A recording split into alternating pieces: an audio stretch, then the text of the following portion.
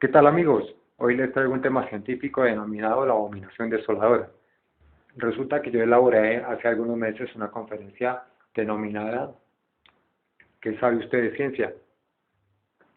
Algunas personas asintieron positivamente ante la conferencia, otros negativamente, otros simplemente eh, fueron escépticos. A esas personas quiero decirles que a pesar de que hay pruebas en esa conferencia de todo lo que digo, aquí traigo algunos hechos importantes y relevantes que contrastan todas esas teorías. Entonces, esto lo escribió un escritor cubano de apellido Ortiz. No piensen que todos los Ortiz son malos, y obviamente es cubano, y como todo cubano quiso alabar a los científicos rusos en el aspecto científico, pero en ese afán no se dio cuenta que cometió muchos errores, dando a conocer cosas que la humanidad debe saber, y yo les voy a explicar qué cosas fueron las que dijo este señor, y les voy a leer su informe. El informe se denomina el terrorífico BEP-1 en Akandegorodok, Siberia. En la orilla del caudaloso río Obi se halla Akandegorodok, la ciudad académica, en traducción literal, que los soviéticos quisieron exhibir ante el mundo como el estandarte de su producción científica en plena Guerra Fría. La Guerra Fría fueron una serie de acontecimientos que desembocaron en la Tercera Guerra Mundial en 1980 y que causaron los rusos y ganaron los rusos acompañados de sus aliados, y no le comentaron al resto de gente del planeta lo que había sucedido, pues para que en billones de seres que en ese tiempo éramos muchos malos normales, bastantes, casi todos, entonces no se sublevaran. Pero ya es muy diferente, y ahora es al contrario. Ahora ellos son casi el 85-86% debido al falso COVID-19 en el que han eliminado mucha gente, y entonces ya están haciendo prácticamente lo que quieren. Continuamos. Hoy la maquinaria de los rusos se parece más a un museo, y dice lo espartano de las condiciones en que viven y trabajan los científicos que siguen trabajando hoy día en el siglo XXI en la ciudad construida a las afueras de Novosibirsk, en Siberia. Aquí el señor Ortiz alaba a los espartanos antiguos. Resulta que los espartanos eran dictadores, y los griegos sufrieron muchísimo y tuvieron que pedir ayuda a los romanos, y si no hubiese sido por los romanos, ellos no hubieran sido libres. Entonces, los espartanos no eran buenas personas, aunque comparados con los comunistas de hoy, eran unos caballeros totales. Continuamos. Nada de esos laboratorios al tipo americano al que nos tienen acostumbrados. En su lugar, interminables paneles de viejos instrumentos y oscilógrafos de muchos años. A diferencia de las ciudades cerradas o secretas, Akandegorodok formó parte de un programa de naucogrados, ciudades de las ciencias, promovido por las autoridades soviéticas con la intención opuesta, que fueran conocidas por todos los ciudadanos rusos. Aquí nos dicen que en 1956 ya existían ciudades cerradas o secretas, así que ustedes se podrán dar de cuenta que la ciencia tenebrosa ya tenía sitios, ciudades enteras para desarrollar ese tipo de ciencias totalmente malignas, inicuas y destructivas. También nos dicen que había oposición, y resulta que no, porque todos conocemos cuáles son los pensamientos de esos rusos.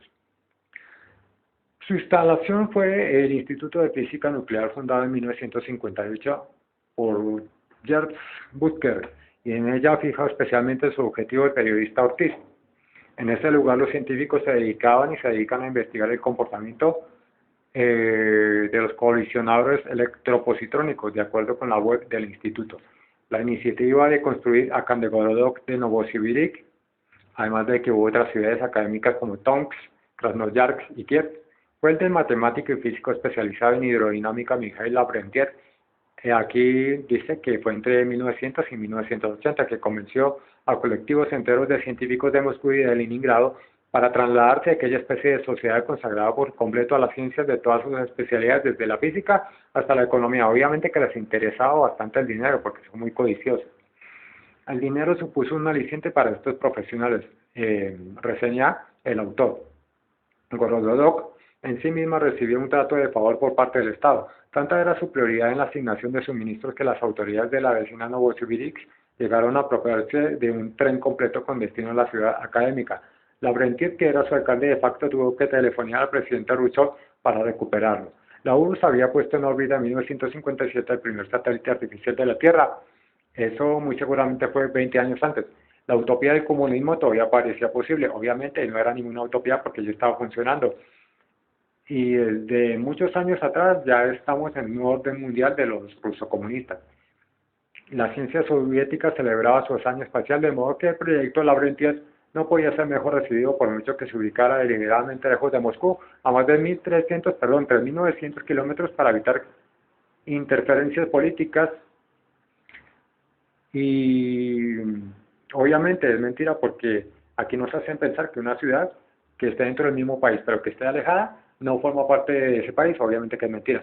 Khrushchev, quien también era comunista, por su parte acaba de denunciar las lacras de Stalin en el célebre Congreso del Partido PCUS número 20 y accedió de buen grado a crear aquel islote de relativa libertad con el que pretendía demostrar al mundo occidental la superioridad de los comunistas. Aquí lo dicen todo con esas palabras. Eso sí, cuando vio los planos objetó que había demasiado espacio entre los laboratorios proyectados y que no quería edificios que fueran rascacielos. Esta última prohibición hubo de ser derogada pocos años después, cuando la ciudad creció el doble de lo proyectado hasta dar cabida a alrededor de 65.000 científicos que se trasladaron a aquel confín perdido en el que actualmente habitan solo unas 75.000 personas. Eso hace unos varios años que archivé este artículo. ¿Eso qué quiere decir? Que ahorita pueden haber 100.000 personas allí, y eso quiere decir que todos son demonios, porque son personas malignas, agentes malignos. En Akandegorodok se instalaron 35 institutos de investigación y la ciudad acogió además el campus de la Universidad Estatal de Novosibirsk, fundada por Lavrentiev junto a Sergei Sobolev y Sergei Kristiantinov, y la sede de la División Siberiana de la Academia de Ciencia Soviética, cuya presidencia ostentaba igualmente Mikhail Lavrentiev. En Akandegorodok tuvieron lugar importantes hitos en el campo de la física, entre otras disciplinas. Por favor, pongan atención a esto, que aquí está lo más importante. El laboratorio de Gerd Busker albergó el BEP-1, uno de los primeros colisionadores de haces de electrón-positrón del mundo y precursor de máquinas como el gran colisionador de hadrones CERN en el país suizo. A la altura de 1988, el vicerrector de la Universidad de Novosibirsk, el historiador Iván Afanasyev Moletolov, recordaba que el centro había funcionado siempre de acuerdo con una estructura democrática, y aquí me río yo, porque allá no existe la democracia.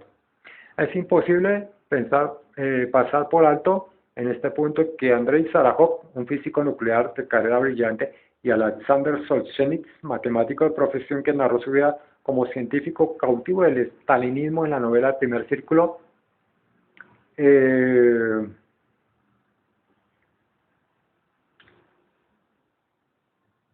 dice aquí que muchos de los oligarcas rusos comunistas provienen del mismo mundo. Boris Berezovsky, matemático y miembro de número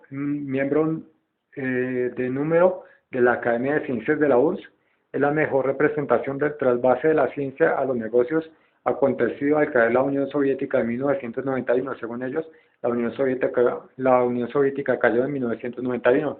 Qué curiosa esa fecha. Obviamente que todo es mentira. La Unión Soviética no desapareció. Todo se combinó con el auge de la informática e Internet para hacer de Akandegorodok un polo de atracción de empresas destacadas en el sector en todo el planeta, las cuales las empresas de los rusos crecían a un ritmo del 25% anual y tenían unos ingresos de 170 millones de rublos al año. Entonces, ¿qué más dice? Estos científicos, en la profundidad de sus túneles parapetados, trabajan e investigan los aceleradores de partículas. Se requiere una alta dosis de cientificismo para continuar trabajando en la ciencia que definitivamente conoció tiempos mejores. Según estos señores, la ciencia conoció tiempos mejores, o sea, ganan billonadas con las que se podría sostener todo el planeta, y más encima esos presupuestos son para cuestiones destructivas como los colisionadores de hadrones y todavía quieren más. O sea, son verdaderos molocos, zánganos.